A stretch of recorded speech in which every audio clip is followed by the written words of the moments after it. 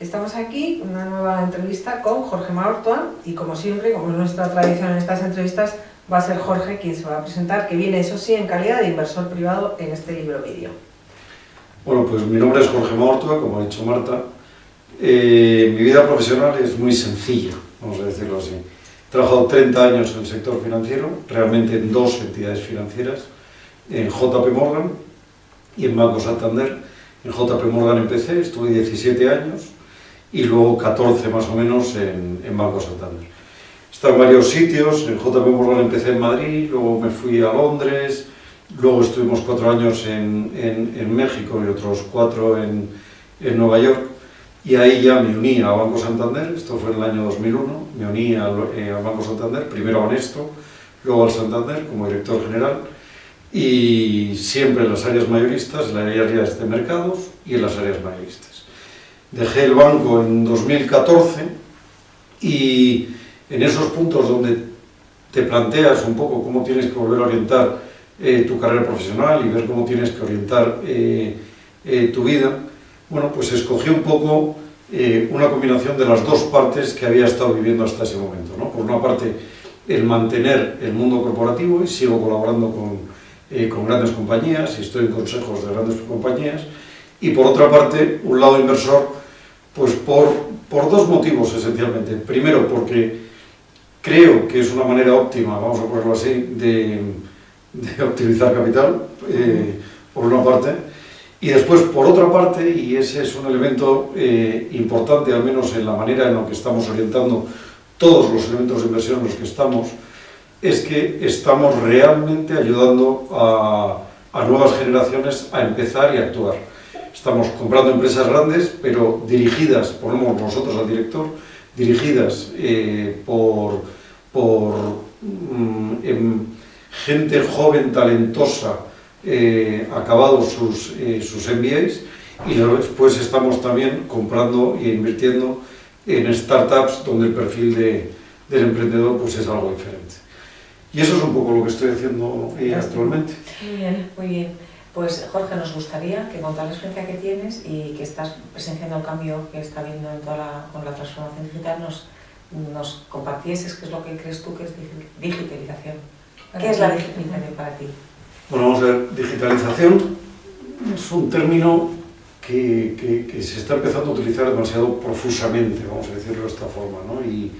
Y parece que todo es digitalización. En el momento que interviene una máquina, en el momento que interviene un algoritmo, o lo que sea, todo pasa a ser digitalización. Desde el punto de vista no es así.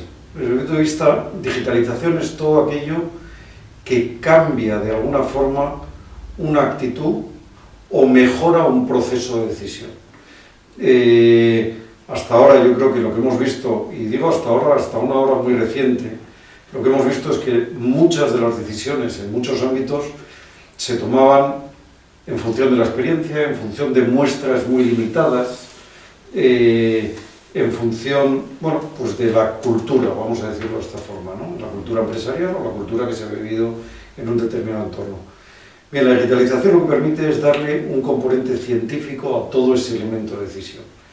Y por tanto cambia la forma de decidir. La decisión ya no es arbitraria, ya no es con ojo clínico, sino que es una decisión, bueno, una decisión científica, es una decisión donde... Fundamentada en datos. Efectivamente, fundamentada en datos, donde el ir tú en contra de los datos ya exige un esfuerzo intelectual bastante fuerte, ya es otra cosa, vamos a decirlo así. Bien, vamos a, como sabéis, tenemos encuadrado la entrevista como una etapa hacia atrás, 5 años hacia atrás, que a través de tu experiencia nos es lo que has visto, y los próximos 10, ¿no? 3 temas en 5 años hacia atrás. La primera que no te queríamos plantear, sobre todo de cara al banco, ¿no? O sea, en tu última etapa en el banco. ¿Qué posiciones en el organigrama desaparecían, cuáles se transformaban y cuáles aparecían totalmente nuevas? Bueno, empezando quizá por la última, ¿qué posiciones aparecen absolutamente nuevas? Lo que aparece es una figura que depende del primer nivel de la organización, que es el responsable de innovación. Cosa que es un tema peculiar, porque hasta ahora en los bancos existe el responsable de tecnología, el CIO, pero de repente aparece una figura nueva que aparece al mismo nivel que la persona que dirige tecnología, y que evidentemente se crea un conflicto entre los dos, como es natural, porque la definición de quién hace qué es una definición, una vez más, muy sutil, porque uno teóricamente es innovación y el otro es tecnología, cuando en verdad son dos elementos imbricados, los dos conceptos, pero en el fondo son diferentes. Y son diferentes porque uno pretende actuar sobre el futuro y el cómo se hacen las cosas y cómo se toman las decisiones, que eso para mí es innovación, y el otro pretende actuar en procesos y optimización y cómo se hacen más baratas y más rentables y más óptimas las cosas en las que actualmente se está trabajando. Entonces, para mí ya es una primera definición fundamental de puestos nuevos que surgen en la organización. Y después, a niveles inferiores, eso tiene implicaciones. Y tiene implicaciones muy fuertes, donde, yendo, por ejemplo, al terreno que yo he vivido dentro del sector financiero, el mundo de mercados, por ejemplo, donde antes tenías traders y vendedores, y los vendedores haciendo llamadas de forma indiscriminada a clientes para que compraran, pues lo que sea, bonos o temas de divisas o lo que fuere. Bueno, pues eso ha cambiado. Ahora mismo tienes máquinas que lo hacen, que buscan la mejor inversión para el inversor, valga la redundancia, que buscan, que saben cuándo el inversor va a actuar, y por tanto anticipan la llamada, anticipan la sugerencia. Bueno, en definitiva, cambia la forma de actuar. Y lo que es más importante, donde antes tenías equipos de repente de 20 personas haciendo esto, pasas a tener un equipo de 4 y con un perfil radicalmente diferente. O sea, ya no es una persona de marketing, una persona comercial, ya no es un técnico en bonos, ahora es un experto en tecnología, vamos a decirlo así. Eso cambia el concepto. Eso hablando de posiciones. Si hablamos de competencias... Por lo mismo, claro, por lo dinos mismo... 3 o 4 que a ti te parezcan, Jorge, sí o sí, fundamentales para este mundo en el que ya estamos, que es la era digital. Sí, por lo mismo cambia, ¿no? Y yo creo que una de las cosas que son fundamentales, que siempre lo han sido, y siempre lo han sido, y lo hemos visto como necesario en otras industrias, y lo hemos visto cómo la revolución industrial ha hecho que determinados puestos de trabajo hayan dejado de existir. Bueno, pues ahora lo que vemos es que en el white collar, vamos a decirlo así, es decir, en la gente que trabaja en las oficinas y va con todos los días a trabajar, de repente se está produciendo una revolución que es rápida, que afecta a puestos de trabajo y que no da espacio para la reconversión, vamos a decirlo así, ¿no? Entonces, ¿qué características, ante ese escenario, qué características tiene que tener, desde mi punto de vista, cada uno de nosotros? Tenemos que tener. Primero, flexibilidad. O te crees lo que está ocurriendo, o te quedas fuera. Y yo creo que eso es un elemento fundamental, ¿no? O sea, no puedes ir en contra de lo que está ocurriendo. Y va a seguir ocurriendo en todos los sentidos. Está cambiando la forma de consumo, está cambiando la forma de acceso a la propiedad, está cambiando el deseo del individuo de tener o no propiedad, está cambiando todo, tan sencillo como eso. O sea, es algo brutalmente profundo lo que está ocurriendo. Por tanto, esa sería desde mi punto de vista la primera. En segundo lugar, y lo digo yo desde mi perspectiva de 55 años, aprender de los jóvenes. Y creo que es fundamental, es decir, no puedes ponerte en una mentalidad de estar de vuelta, porque no estás de vuelta. Estás en mitad del tema, y si te quedas 2 días fuera, desapareces. Tan sencillo como eso. No puedes estar de vuelta, y lo vemos con todo, lo vemos con los teléfonos, lo vemos con las tarjetas de crédito, Sí, que ya lo tienes. Y pagas con el móvil. Lo ves con todo, efectivamente, lo ves con todo. Y después yo creo que el ejercicio de pensar acerca de cómo todo esto va a afectar al futuro y tomar apuestas en ello, creo que es fundamental. O O sea, ya no vale con que papá empresa o papá Estado te vaya dirigiendo y te vaya... No, ahora tienes que tomar tú muchísimo más control de tu futuro de lo que tenías hasta ahora. Y eso creo que también es un elemento fundamental, ¿no? O sea, ya no puedes echar culpa a nadie. Me gustaría volver hacia atrás, ¿no? Y hablando, retomando lo que tú decías de qué posiciones aparecen y cuáles desaparecen, a vuestros equipos, en su momento en el banco les exigía que les impartierais una formación, ¿no? Diferente, ¿no? a lo que había hasta ahora. ¿Qué dirías que ha sido el foco en ese sentido, en ese punto de formación? Vamos a ver, la verdad es que es complicado el comentario, ¿no? Yo creo que en general se sigue formando, no quiero generalizar, pero se sigue formando en habilidades de gestión, vamos a decirlo así, ¿no?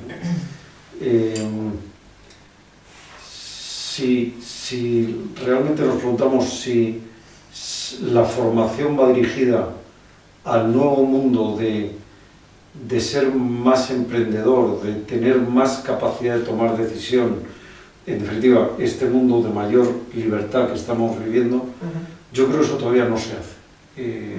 Te soy honesto, yo creo que no se hace. Yo creo que todavía la formación sigue siendo, entre comillas, formación tradicional, formación reglada. Y por lo tanto, los elementos que se tienen que rellenar se rellenan desde fuera, se rellenan desde la calle. Es decir, lo que se busca son perfiles que cumplan determinados requerimientos y vía la contratación de esos perfiles se va educando a la organización en cierto sentido de abajo arriba, ¿no?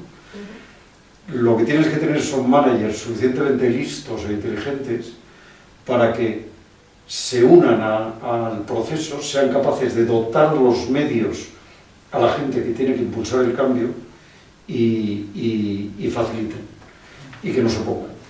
Y por lo tanto se convierte en se da la vuelta a la pirámide, de tal manera que los nuevos realmente son los que en cierto sentido consiguen el cambio y consiguen que se hagan las cosas fundamentado en las nuevas tecnologías, y el jefe, por decirlo así, trabaja para esa gente como conseguidor de medios. Y ese cambio de pirámide, esa inversión de pirámide, que yo creo que la estamos viendo de forma clarísima también, pues es un tema, una vez más, a tener en cuenta en todo este proceso. Estás hablando de cambio de pirámide, estás hablando de que el talento se busca afuera. Entonces, ahora la siguiente pregunta es la más incómoda, ¿no? Y es el tema de, ¿se crea empleo?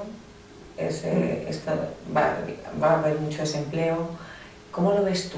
Desde tu perspectiva, ¿cómo lo has visto? ¿Cómo lo estás observando? ¿Se crea empleo? ¿Hay bolsas de verdad de desempleo? ¿Estamos ahí manejando? Yo creo que esa duda, o sea, la pregunta esa es una pregunta tradicional, déjame decirlo de esta forma. Y es tradicional desde la revolución industrial, una vez más. Es decir, la pregunta es si entonces, que sustituían las máquinas a los asnos y los tractores a los burros, si eso crea empleo o destruye empleo, ¿no? Yo creo que en la historia de la humanidad lo que se va viendo es que las mejoras de productividad mejoran la calidad de vida y mejoran empleo y crean más empleo y bueno, y forma parte de la estructura, ¿no? Mira, el otro día, y comentaba este ejemplo, el otro día estuve en John Deere. John Deere Ibérica. Ibérica, sí. Efectivamente, que hacen tractores y tiene una fábrica en Getafe fantástica, y estuve en la parte comercial, y tiene un edificio que es una maravilla. Y estuve con ellos y estuve viendo pues todo el montaje, y estuvimos hablando precisamente de la tecnología que actualmente tienen los tractores, que es infinita, vamos a decirlo así, porque un tractor es un elemento de trabajo y por lo tanto necesita conseguir que a cada parte de la tierra que labra le dé lo que necesita. Ya el café para todos, me refiero todo, que tú pasas un burro y que la tierra se ara igual en todos los sitios y pones la misma cantidad de semilla o de fertilizante o de agua o tal, eso ya es historia. Hoy en día la combinación del tractor con un dron que te dice dónde tienes que actuar. Es increíble. Y eso es increíble, pero si lo piensas, Maravilloso. es una forma de a la misma cantidad de tierra, y es un ejemplo muy pragmático, le sacas mucha más productividad. Por lo tanto, crea riqueza. Crea muchísima más riqueza que tener a 4 personas labrando la tierra. Me dices, ¿qué pasa con las otras 3? Con las otras 3 o se reajustan o se reactivan y se reajustan en el nuevo escenario, o evidentemente se quedan fuera. Es una revolución del empleo. Es tan sencillo Porque como eso. yo creo que se va a pasar de contratar a la gente con contratos laborales regidos. Es que luego esto lo hablamos, que la parte, pero es una revolución. Sí, para mí No sé si es se trata de hablar de un crisis, elemento más clave. que de crisis de empleo, creo que se puede hablar de revolución en la forma de la contratación. La forma de empleo, en la forma de El empleo, mercado. en la Una empleabilidad revolución. y en la forma de emplear, radicalmente. Jorge, se me ha quedado una pregunta del tintero antes, que tendría que haber estado antes, pero no está. Que es, en tu rol como inversor, en tu día a día, ¿cómo afecta toda esta era digital en tu trabajo? Bueno, yo una de las compañías que tenemos, invertimos en startups y tenemos como 14, 16 participadas, vamos a decirlo así, ¿no? Muchas de ellas tienen un componente tecnológico fortísimo, donde lo que se pretende es cambiar comportamientos. Y otras no tienen un componente tecnológico fortísimo, pero se fundamentan en el cambio de estilo de vida. Y doy ejemplos, y no quiero dar publicidad de las que tenemos, pero... Si quieres, no, no pretendo, pero bueno, por ejemplo, puedes hacerlo. tenemos una de alquiler de trajes de segunda mano. Ah, Esto, ya la conozco, soy usuaria. Pues vamos, que La que me has contado a mí. va a estar... No podemos decir el nombre, pero podríamos decir si quisiésemos, ¿no? Bueno, no sé si será la misma, esta se llama la más mona. Sí, Esa. Sí, es la más mona. Es la más mona. Bueno, pues la más conocemos. la más mona se fundamenta en un cambio estratégico en la forma de consumo, tan sencillo como eso. Pues en cierto sentido como Uber, o como Sí. los que cambian las casas, O de libro. lo que sea. O sea, Sí, sí. es un Airbnb, efectivamente. Son todos elementos de cambios de comportamiento fundamentados en un cambio de mentalidad brutal, Brutal. ¿no? Hay otras que buscan realmente aprovechar la tecnología como un catalizador de cambios. Tenemos alguna que lo que hace es analizar datos cuando una persona entra a una tienda, por ejemplo, y sabe la máquina, en el momento que esa persona entra a la tienda, la máquina sabe cuánto tiempo gasta en un sitio, cuánto tiempo está en otro, cuánto tiempo está... Bueno, pues de tal manera que la forma de colocar ya los artículos, por decirlo así, en las tiendas ya no es caprichosa. Te comentaba Marta ayer que tenemos otra muy divertida, que no me quiero decir por otros temas, muy divertida. Tenemos otra muy divertida que lo que hace es como un hilo musical para tiendas, donde escoge la música adecuada para cada momento. De tal manera que la música que tú te encuentras cuando entras en una tienda, imagínate que entras en Zara, no es el mismo y no es la misma que vas a tener en el Zara de aquí de Serrano, que en el Zara del Carralero, que en el Zara de no sé dónde, la música es diferente y en función de las horas también es diferente, porque entonces la música en definitiva la conviertes en un elemento dedicado al consumo. Y dedicado al consumo me refiero al consumidor, dedicado al que el que está en la tienda se anime a comprar, como el Jingle Bells cuando estás en Estados Unidos en Navidad, ¿no? Que lo tienes en todas para... Sí, o el color rojo para que te vean, o son técnicas de marketing. Bueno, pues todo eso es un poco mi forma de interactuar con ese mundo digital, donde, bueno, pues donde las cosas como están cambiando, pues nosotros nos estamos metiendo, y en ese sentido pues genuinamente estoy apasionado con ese mundo, pues estoy metiéndome en mundos que por dedicación antes a una actividad exclusiva, que era el banco, pues no veía, y ahora veo pues con mucha fuerza. Antes Marta te ha preguntado sobre temas de formación, ¿no? Y nos has contado pues, que en el banco pues, la formación se busca un poco fuera y tal. Vamos a hablar ahora de educación. Sí. ¿Tienes hijos? Tengo. Tres. Bueno, pues la educación. Si pudieras hablar con el ministro, o fueras el ministro, ¿qué harías con respecto a la educación? Porque lo que sí que es verdad es que hay un desencaje absoluto entre lo que nos está pidiendo el mercado, pues nosotros que hacemos de vez en cuando selección, llevamos selección de vez en cuando, ¿cómo se encaja eso? Nos piden perfiles, en la temporada de crisis nos piden perfiles que no existen, la gente está en el paro. Hay un informe ya de Oxford en el que está con números, McKinsey sacó uno en el 2016, hay una especie de absoluta falta de conexión entre lo que expulsa la universidad y lo que quiere la empresa.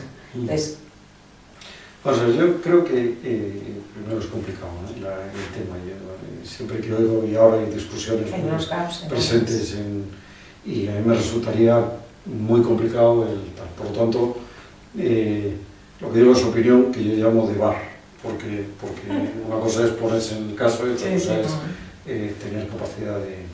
Entonces, por lo tanto, con toda la cautela que debo tener en estos temas, yo lo que diría es lo siguiente.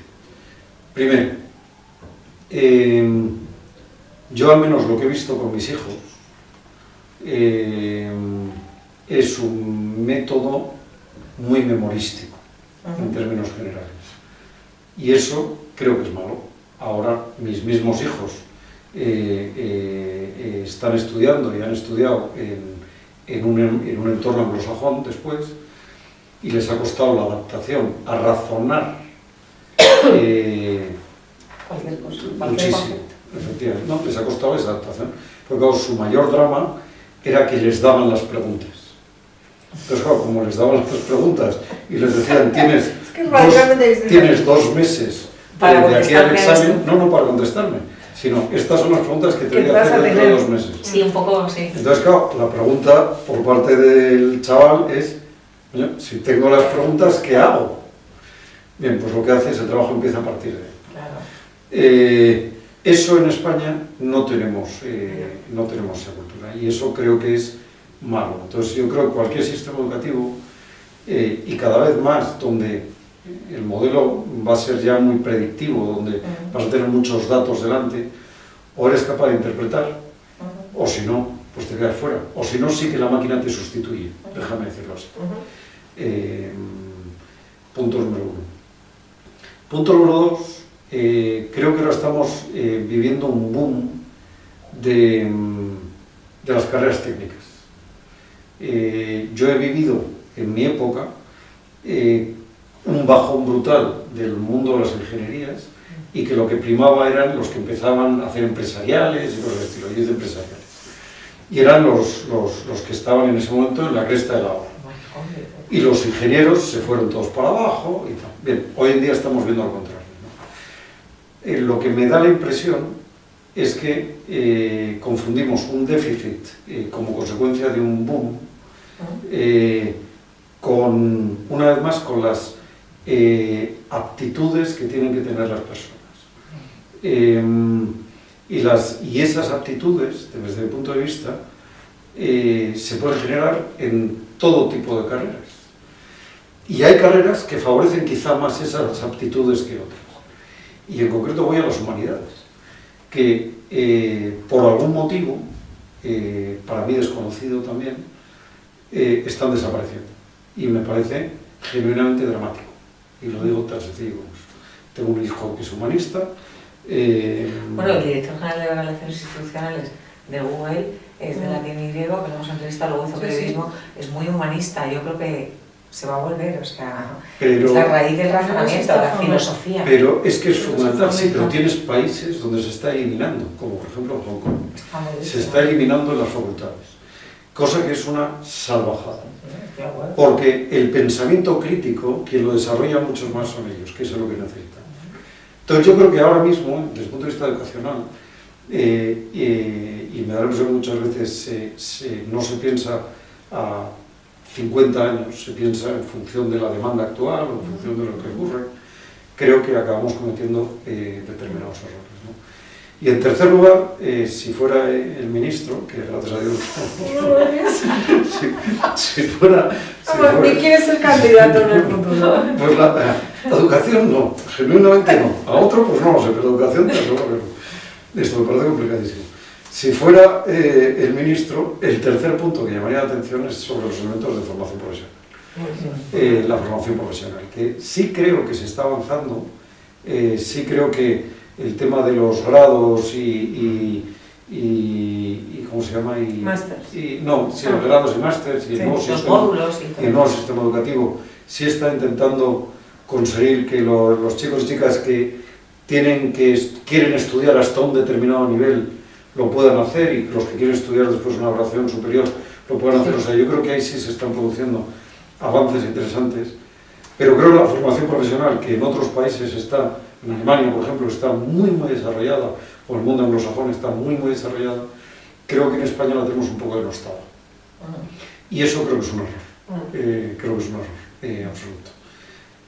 Pues para mí eso sería un poco los ejes, ¿no?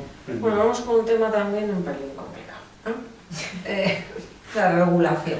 Bueno, este es de Las los leyes. Y tiene dos matices esta pregunta.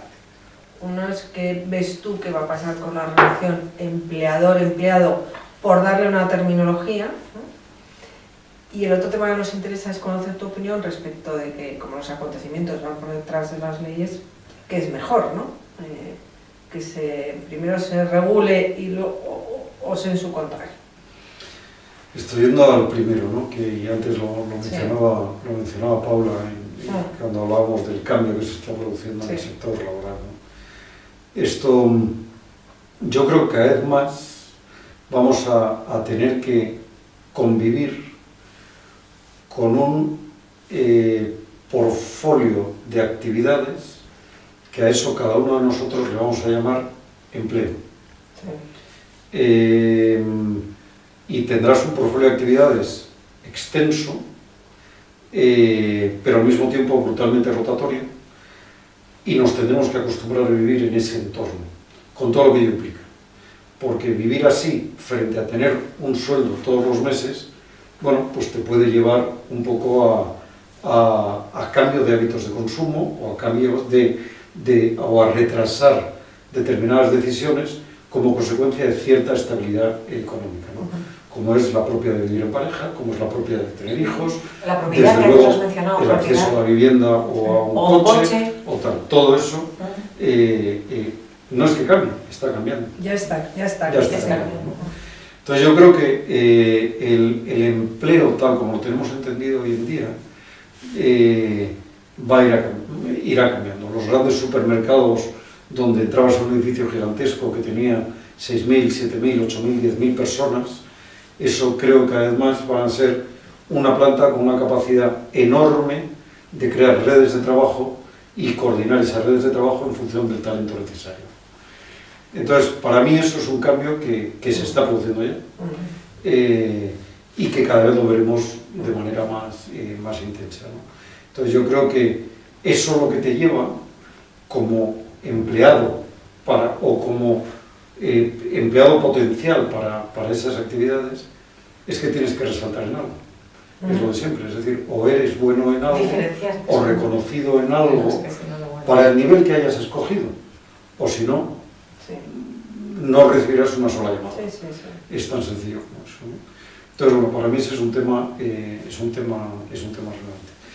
Después la regulación, pues lo de siempre, la velocidad a la que van las cosas en todos los sectores. Me da que lo llames biotecnología, que lo llames temas de logística, temas de comunicación, lo que sea.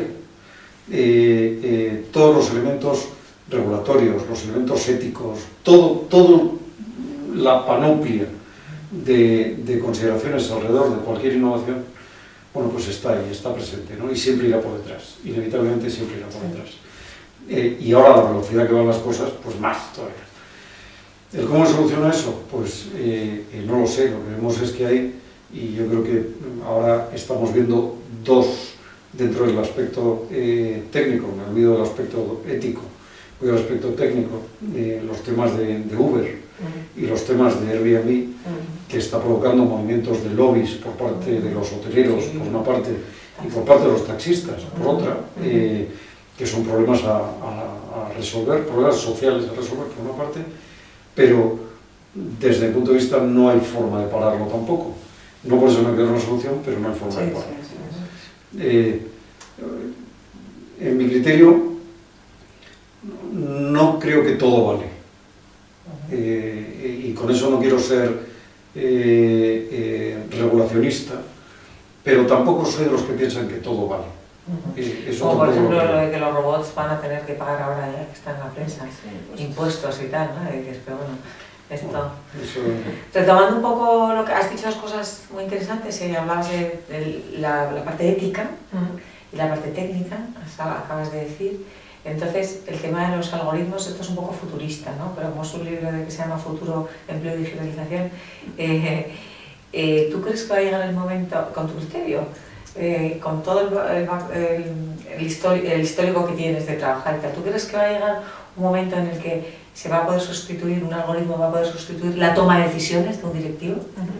Hombre, algunas sí, algunas desde luego que sí, otras no. Es lo de siempre, o sea, habrá de todo, ¿no? Lo que sí va a hacer es que el directivo, cuando tome una decisión, tenga muchos más datos. Es decir, ejemplos que se ven muy tontos, pero muy fáciles, ¿no? Un médico, hace 50 años tenía ojo clínico. Ponía la mano en la frente al paciente, le ponía un termómetro, tal, y hacía 3 cosas y poquito más.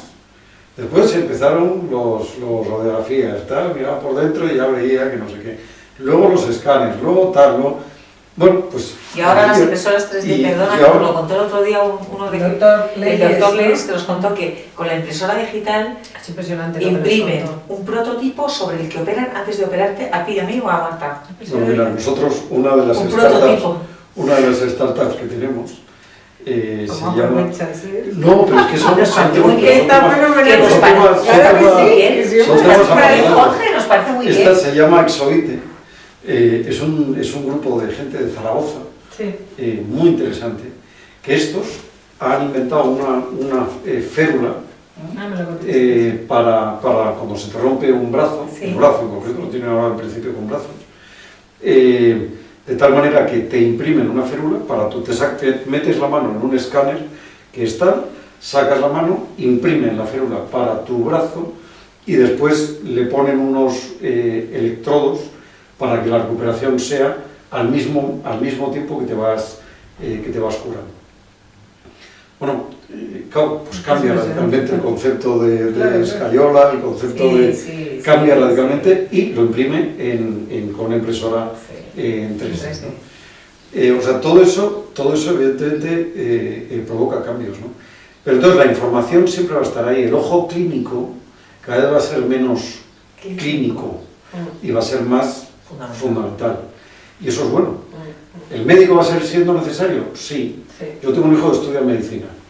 Y a mí me encanta que mi hijo mío estudia medicina. Y le digo que se haga fontanero, en el sentido más estricto de la palabra, es decir, que sea bueno conectando. Porque creo que si tiene que ser bueno diagnosticando, ahí las máquinas sí le van a sustituir. Sí, me parece un buen ejemplo. El diagnóstico para mí, no voy a decir que el diagnóstico de la persona, del ojo clínico, está destinado a no desaparecer, pero a que con infinidad de datos, al final digas, el médico dirá, pues mira, esto o tal. Pero, en cambio, el fontanero pues siempre va a tener que tiene que poner las tuberías. Jorge, cambiamos de tema. A todos nuestros invitados les preguntamos por algún contenido del tipo que sea un tweet, sea una película, sea un libro formal, sea un vídeo de YouTube, una conferencia, que les haya ayudado a incorporarse, ¿no?, a esta era digital, porque tenemos que ayudar a otros a que lo hagan, ¿no?, independientemente de la edad. ¿Qué nos puedes sugerir que te haya gustado?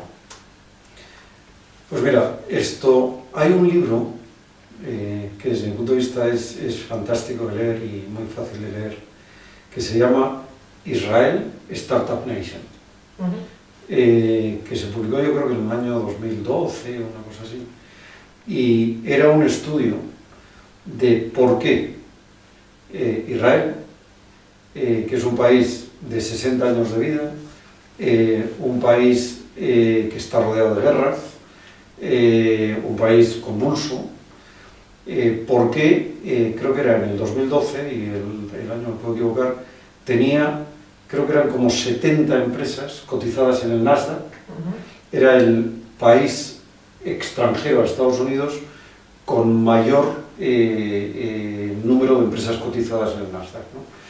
Un país de 7 millones de habitantes. Bueno, y cómo es que habían conseguido una situación de ese estilo.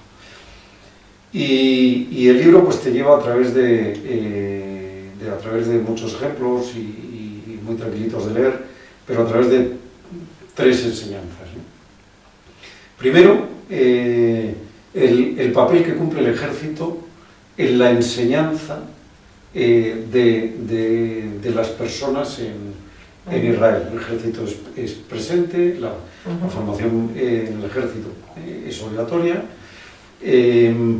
pero el ejército, por lo visto en Israel, tiene un nivel de jerarquía muy colaborativo, vamos a decirlo de esta forma, ¿no? Donde al oficial se le da capacidad de replicar a sus superiores, se le da capacidad de decidir, se le da capacidad se le exige actuar, bueno, en definitiva, yo diría que justo lo contrario al ejército que tenemos nosotros planteado, ¿no?